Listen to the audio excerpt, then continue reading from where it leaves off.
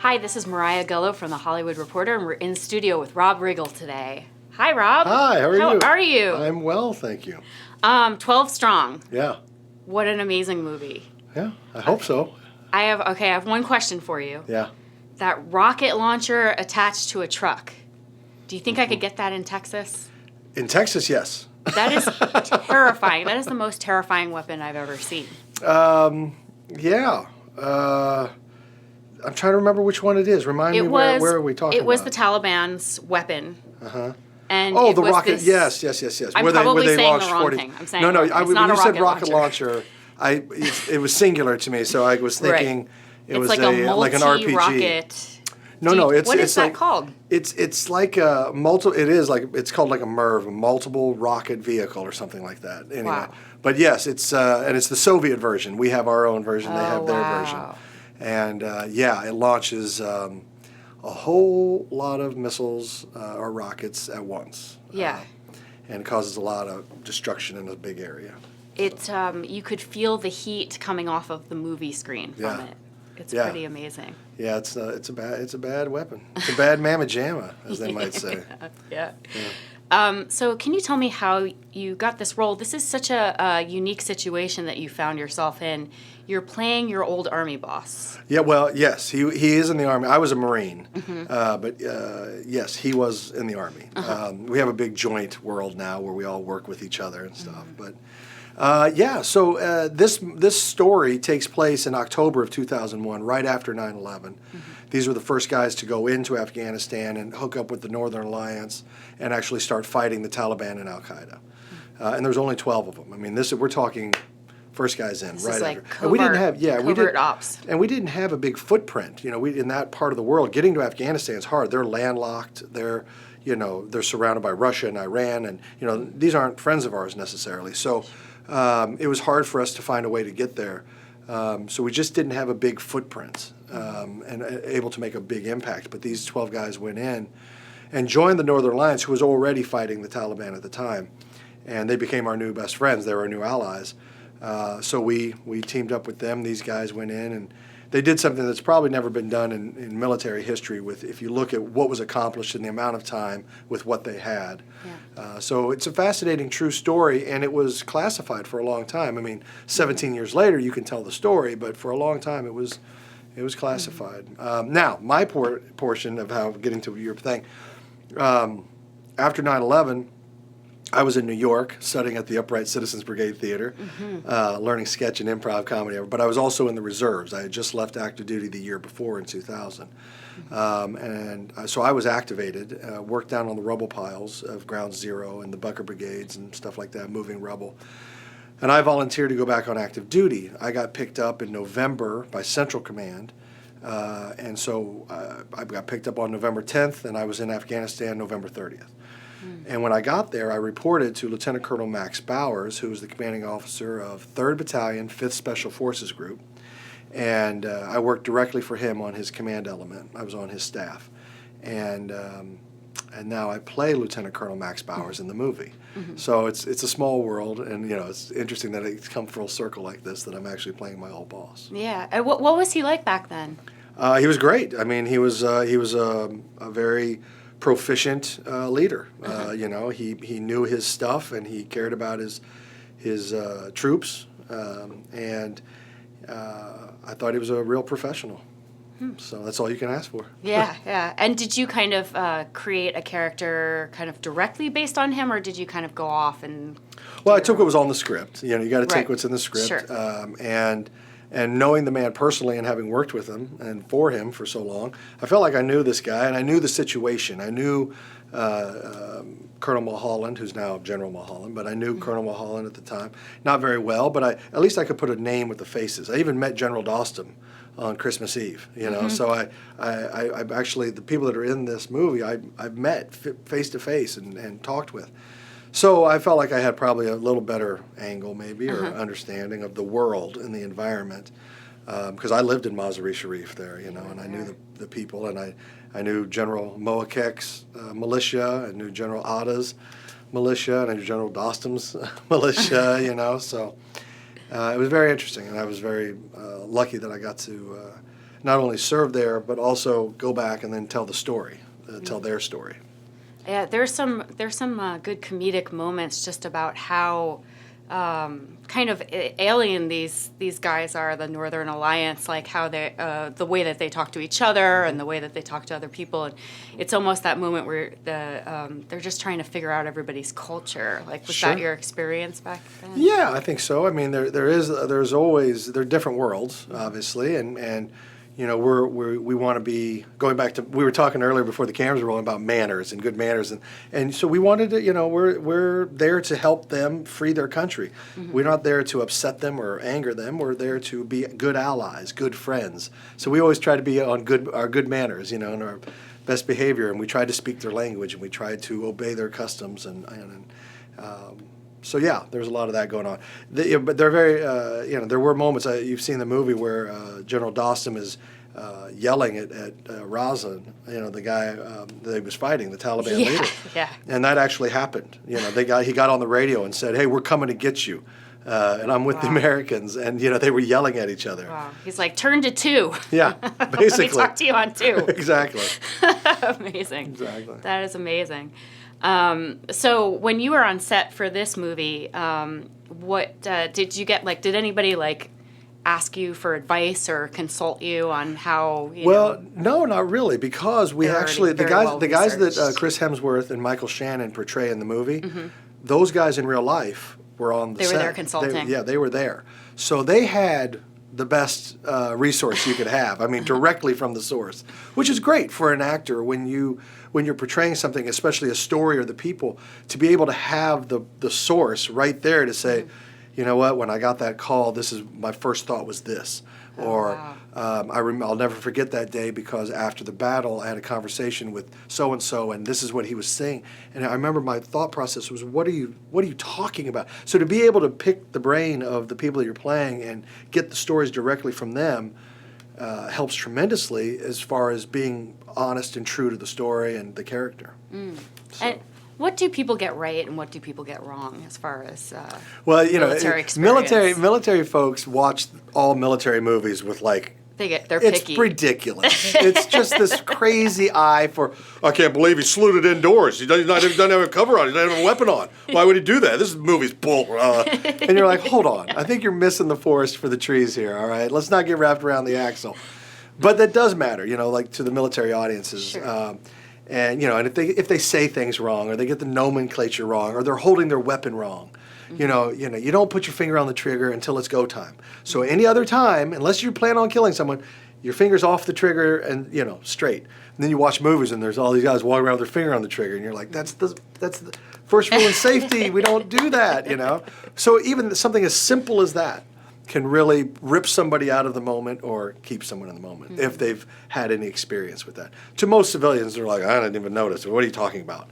But so little details like that. But the actors, everybody in this film, I think, was dedicated to getting it right, which really helped because they did. They came in. They're like, how do you hold your weapon? How do you, when you're clearing a room? What are you doing? You know Right. when you were riding the horse, how did you do? So everything, they wanted to know, and they had the resources to tell them. And you notice a certain level of accuracy with this movie. Like Yes, I do. Yeah, Yes, yeah. I do. They got the story right, and they got everything else right. Even the humor between the soldiers, you know, everybody goes, well, there was a lot of joking around. Well, you can't live your life in a dramatic state. No. Nobody does, and Yeah. especially soldiers and Marines and sailors and airmen. You're joking around pretty much 95% of the day. You're trying to be lighthearted. You're trying to be funny. You're enjoying your friends. You're cracking wise on anything that you see, because the other 5% of the time could be very intense. You know, and so you can't live like that. So you actually seek out moments of levity. And you try to have fun, and you try to be a smartass, and you try to do things like that to alleviate the obvious tension of a combat zone. Right. You right. know, so yeah, I think they did a good job. A long answer to a short question. Sorry. It's great. So are you disappointed you didn't get to do any horse work in this Yes, movie? yes, because in all honesty, I know how to ride a horse, and I was like, that's a special skill. I should probably put that on my resume. I can ride a horse. And I didn't get, I was in, all my stuff was filmed in Garrison, which is in the, back in the rear, Yeah. doing all the planning and stuff. So I didn't get to ride the horses, and those guys got to ride the horses. I was jealous. And some of them are like, I've never ridden a horse. I've ridden a horse. So what is it like going from Afghanistan to reporting on Afghanistan for The Daily Show? Like, you have a really unique perspective. Yeah, it was fun. It was great. I was focusing on comedy and acting at that point in my life, and then Mr. Stewart was kind enough to give me a job being a correspondent, and I did. I had probably an interesting perspective or an angle, or maybe a little more, I don't know, ground truth knowledge or whatever, and so I got the opportunity to do that stuff. I went over to Iraq with The Daily Show, and but that was fun. Not only was I able to file reports, but I was able to entertain the troops. So Yeah. it was a mixed bag. I would go over there, and during the day I would film pieces for The Daily Show, and at night I would do shows for the troops, which was always a blast. So I felt like I was winning on both ends, because anytime I was deployed, I was deployed all over the place. I did 23 years in the Marines, so I was deployed everywhere, and I never got a USO show, not once. Not once did I get a USO show. And so now I've been out on, like, I don't know, 4 or 5 USO tours, That's great. yeah. So any chance I get to do that, I try to give back a little bit. Do you ever have the experience of bombing in front of USO crowd? No, not thank God. Or they're usually with They're you? a pretty motivated group, no, but I have not, thank goodness, because that would suck. That would really suck. Okay, so I have 4 quick questions for you before right. you go. The first time you said to yourself, I've made it, and that could be in either career, military or comedy. Okay. When I got promoted to captain in the Marines, I felt like, okay, that's good. Because that's the first time you're in charge of other officers. Ah, nice. And that, it's a level of leadership that you're like, now it's a grown-up. You Yeah. feel like a grown-up for the first time. That was a moment of, okay, I've done something in that career. And then when I got on Saturday Night Live, that was my first gig I ever got, my first job in show business. And I got it about probably a year or so after I got back from Afghanistan. So, yeah, that felt like I had done something. So did your ego get larger for the promotion to captain or for Saturday Night Live? Equal. It was about the same. It was about the same. I don't know if it was ego as much as it was oh, thank God. Relief. Oh, yeah. Okay. At least I did one thing in my life. Accomplished something. Yeah, exactly. Best day in Afghanistan. Boy, the comedic response is the day I left. Okay, well, look, part of my job when I was over there was civil affairs, which means I was out working in the community, working with local leaders, mullahs, all these people trying to rebuild their schools and their roads, hospitals, trying to make their life better. And there was many occasions when we were reopening schools that the Taliban, because the Taliban didn't allow for that. And we were reopening schools, and I was helping deliver little mini chalkboards because they didn't have notebooks and they didn't have paper and pens, and we just didn't have enough. But we had little chalkboards so they could practice their math and their writing skills, and then they could erase. And so you always had that's how they did it. So we got a bunch of chalkboards and these little ones, and we helped rebuild this school, and we gave all the kids these chalkboards, and teachers were coming back. And female teachers were coming out of hiding, and girls were coming back to school, and that really felt like an accomplishment. That felt like, okay, this matters. Yeah. So that was a good day. Yeah, wonderful. Last mistake you made and how you fixed it. Oh my God, I make mistakes every day. I make lots of them. Well, look, what's insanity is doing the same thing over and over and expecting a different result. Yeah. So I try to learn. I don't have, off the top of my head, a mistake. Well, okay, here's the biggest mistake. I just came back from a press tour in New York and a bunch of different places, and I way overpacked.